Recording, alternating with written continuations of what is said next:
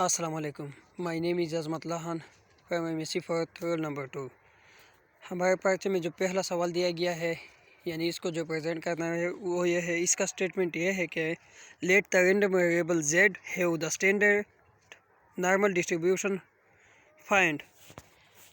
Part 1 probability of z less then और equal to 1.2 and greater than or equal to 0, probability of minus 1.85 less than or equal to z less than or equal to 0, probability of minus 1.35 less than or equal to z less than or equal to 2.73, probability of minus 1.96 less than or equal to z less than or equal to minus 0.84, and probability of z greater than or equal to 1.73 and probability of z less than equal to minus 2.17। ये थी हमारे सवाल की statement.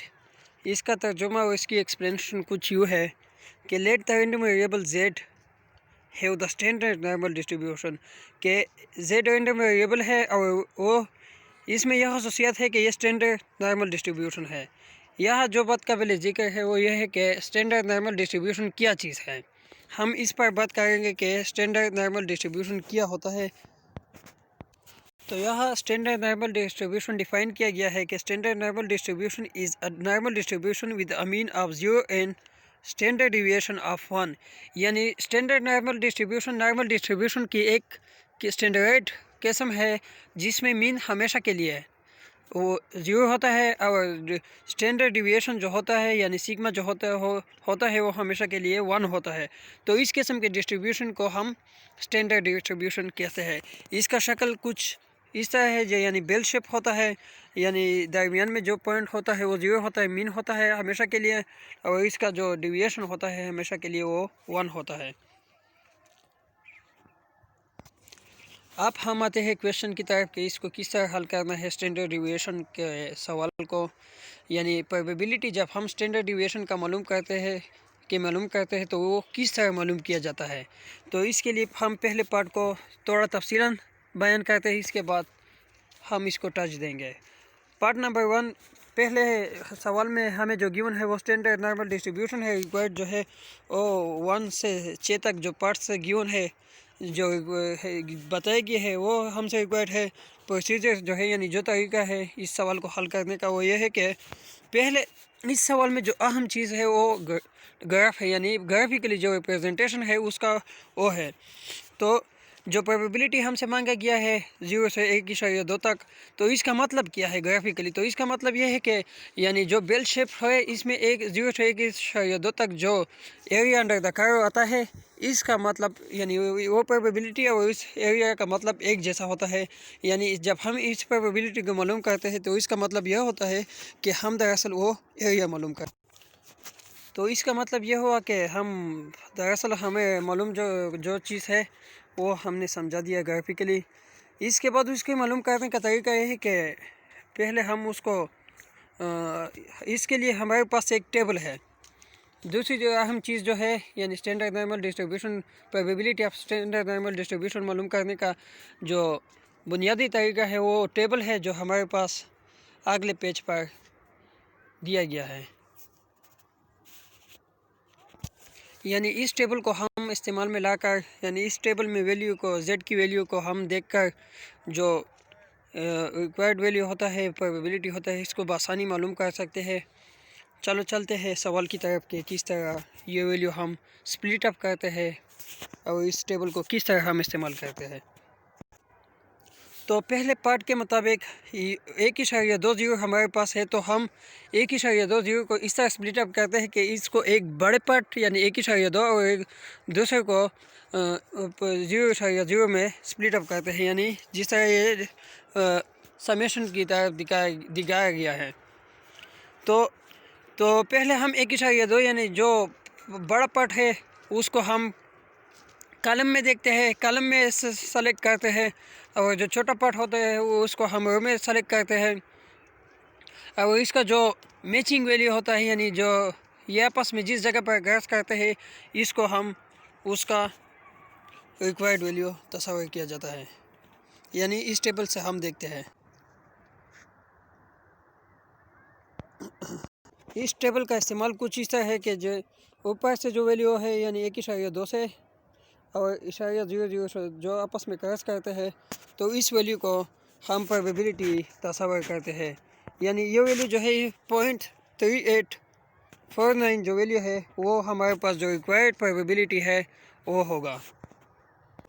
यानी ये probability of 0 less than equal to z less than equal to 1.2 का जो probability होगा वो होगा 0.3849, जो कि हमने गलती से यहाँ लिखा नहीं है, उस टेबल से हमने बताया है।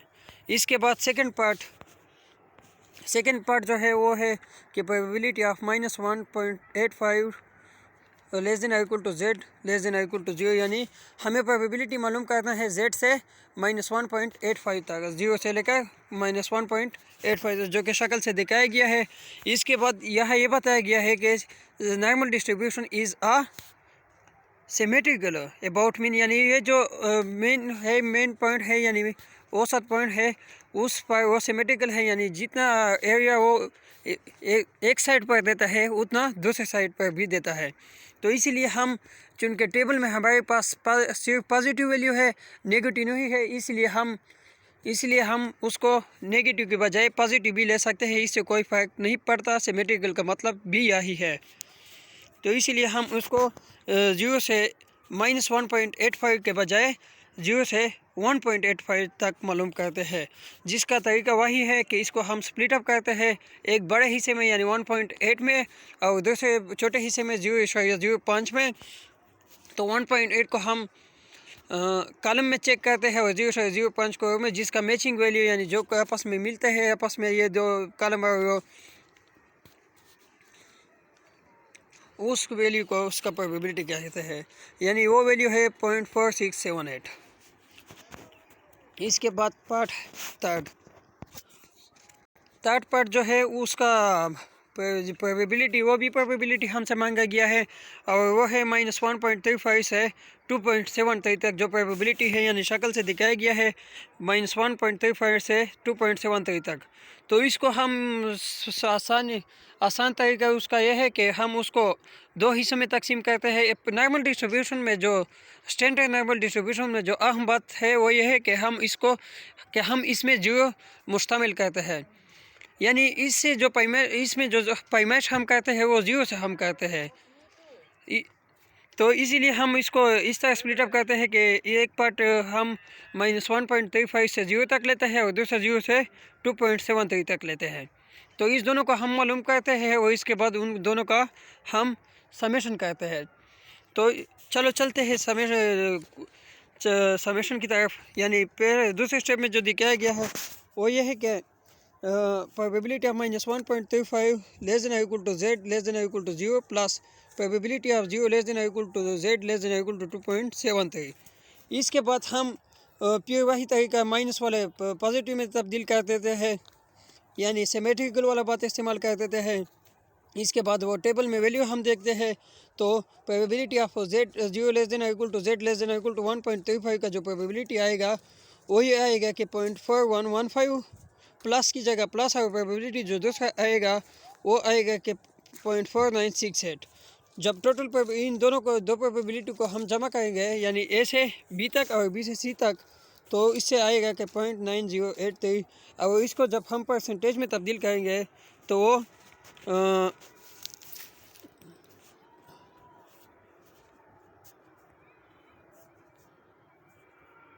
तो परसेंटेज में ये 90% आएगा, यानी 90% एरिया इन दो पॉइंट्स के दरमियान कवर होता है। इसके बाद पार्ट नंबर 4 आता है, यानी थर्ड की तरह यह है कि -1.96 के और -0.84 के दरमियान जो एरिया है, जो प्रोबेबिलिटी है नॉर्मल डिस्ट्रीब्यूशन का, वो हम मालूम करेंगे। तो इसके लिए प्योर वही तरीका शक्ल से दिखाया गया है कि इसको प्योर हम 0 से मेजर करते हैं, ए बी और सी को इनको हमने नाम दिया और उसी तरह हमने उनको दो हिस्सों में area of A C minus area of B C को में हमने इसे स्प्लिट कर दिया। एरिया ऑफ ए सी जो है वो 0 से z और z से -1 यानी 0 to 1.96 जो एरिया है और जो एरिया ऑफ BC है वो 0 से 84 तक है। तो इसको हम पीरियड टेबल पर टेबल इस्तेमाल करते हैं।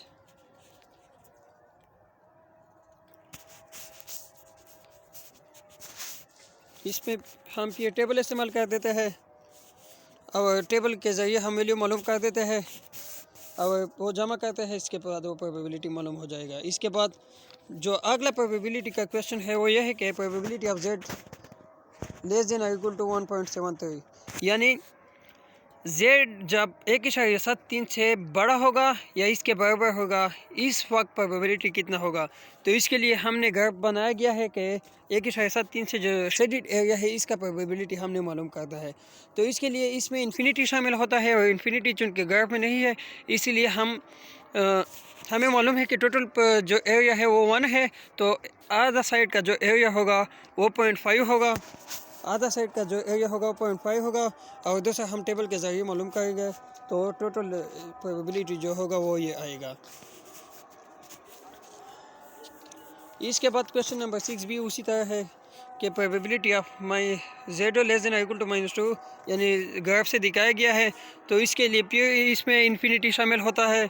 तो इसके लिए हम वही तरीका यानी जो 5 में बताया गया है वही इस्तेमाल करते हैं और टेबल के ज़रिए जो 2.17 का प्रोबेबिलिटी मालूम करेंगे और इसको इससे मानफी करके टोटल प्रोबेबिलिटी मालूम हो जाएगा। ये था हमारा क्वेश्चन नंबर 1 बस।